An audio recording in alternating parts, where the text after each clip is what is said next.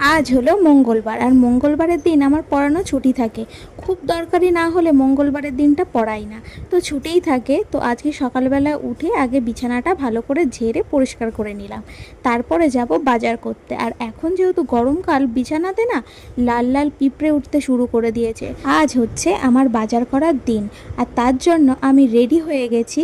আর এখন এতটা গরম পড়েছে যে ফ্যান থেকে 2 মিনিট বাইরে আসা। আর মা এদিকে পুজোর জন্য সাদা ফুল তুলেছে, আর আমাদের গাছে কিন্তু আগের থেকে বেশ অনেক ফুল হয়। রাস্তায় যেতে যেতে দেখলাম কালকে রাত্রে যে ঝড়টা হয়েছিল, সেই ঝড়ের জন্য অনেক গাছের ডাল ভেঙে গেছে, ছোট ছোট ডালও পড়েছে। বাজারেও চলে এসেছি, আর আমাদের জন্য আজকে রুই মাছ নেব। আর বাবা রুই মাছ খেতে খুব ভালোবাসে। আর কিছু জামা কাপড় ছিল, সেগুলোই এখন সার্ফে একটু ধুয়ে নেব, কারণ এই যা ঝড় বৃষ্টির গরম পড়েছে, এক জামা দুবার পরার আর ইচ্ছেই করে। আমাদের কলের জলে যেহেতু আয়রন, তাই মা সবসময় বাউর থেকেই জামা কাপড় কেচে এনে দেয়।